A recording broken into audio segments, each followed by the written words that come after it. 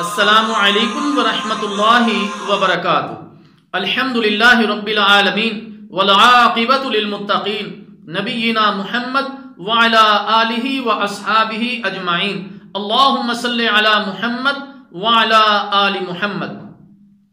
میرے محترم دوستو، مساجد کے احکام و مسائل کے سلسلہ میں جو گفتگو آپ احباب کے سامنے پچھلے درسوں میں ہوئی، اس کا آج آخری درس ہے، مسجد کے علاوہ مقامات نماز۔ رسول اللہ صلی اللہ علیہ وسلم نے فرمایا، میرے لیے ساری زمین کو مسجد اور پاک بنا دیا گیا ہے، لہذا میری امت کے جس شخص کی نماز کا وقت جہاں ہو جائے وہ وہی نماز پڑھ لے۔ مطلب یہ ہے کہ اگر وہاں پر مسجد نہیں ہے تو وہ وہاں پر نماز پڑھ سکتا ہے، صحیح بخاری۔ لہذا مسجد کے علاوہ بھی ہر جگہ نماز ادا کرنا جائز ہے، سوائے چند مقامات کے جن کی تفصیل ہم آپ کے سامنے بیان کر رہے ہیں، جہاں نماز پڑھنا حرام ہے۔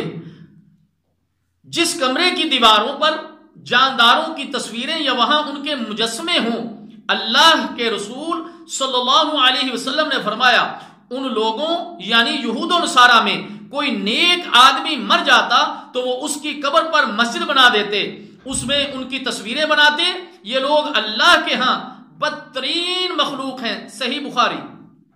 نمبر 2، جس جگہ پیشاب پخانہ یا غسل کیا جائے اور قبرستان میں، رسول اللہ صلی اللہ علیہ وسلم نے فرمایا، زمین ساری کی ساری مسجد ہے سوائے حمام اور قبرستان کے، سنن ترمذی۔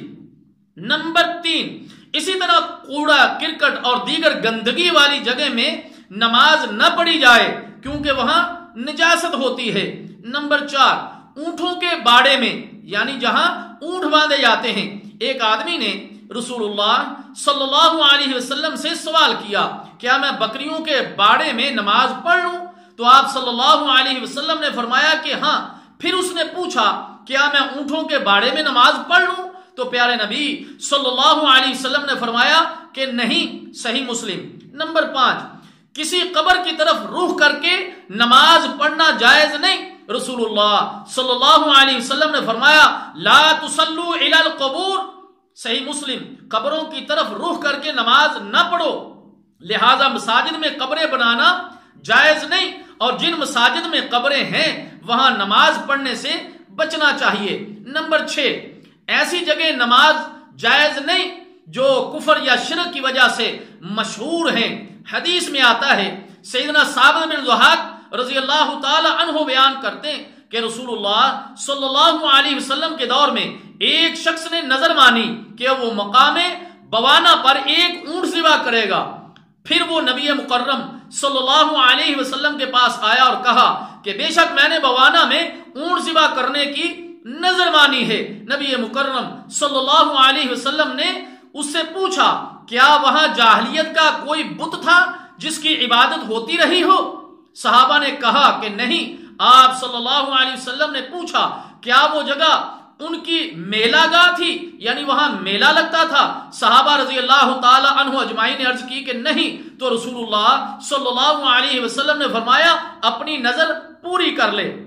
یقیناً ایسی نظر کو پورا نہیں کیا جا سکتا جس میں اللہ کی نافرمانی ہو، اور نہ اس نظر کو پورا کیا جا سکتا ہے جو انسان کی ملکیت میں نہ ہو، سنن ابی داؤد۔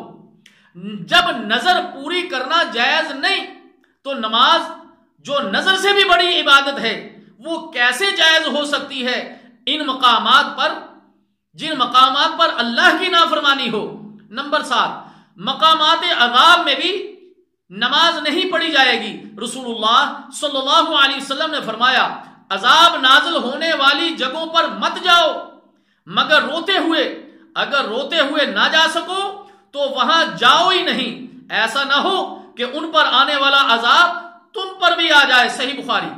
اسی طرح سیدنا علی رضی اللہ تعالی عنہ بابل میں جہاں زمین دھنسی تھی نماز پڑھنے کو برا تصور کرتے تھے، صحیح بخاری۔ وہ جگہیں جہاں نماز پڑھنا جائز ہے، وہ مقامات جہاں بعض لوگ نماز پڑھنا مکروہ یا ناجائز سمجھتے ہیں لیکن شریعت کی روح سے وہاں نماز پڑھنا جائز ہے، ان کی تفصیل ابھی ہم آپ کے سامنے ذکر کرتے ہیں۔ نمبر 1، گدے اور موٹی چٹائی وغیرہ پر نماز پڑھنا جائز ہے۔ سیدہ ام دردہ رضی اللہ تعالی عنہ فرماتی ہیں مجھے کوئی پرواہ نہیں اگر میں 5 چٹائیوں کو جمع کر کے ان پر نماز پڑھوں۔ التاریخ الکبیر للبخاری۔ نمبر 2، بستر پر نماز پڑھنا جائز ہے بشرطے کہ بستر پاک ہو۔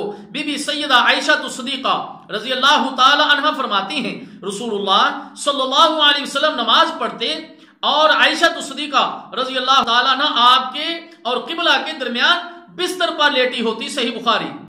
نمبر 3، تخت پوش وغیرہ، چارپائی کی طرح کا لکڑی کا زمین سے 1-2 فٹ اونچا ایک مصلی لوگ لکڑی کا بنا لیتے ہیں جی، اس پر نماز پڑھنا جائز ہے۔ رسول اللہ صلی اللہ علیہ وسلم نے ایک مرتبہ ممبر پر کھڑے ہو کر نماز پڑھائی، صحیح بخاری۔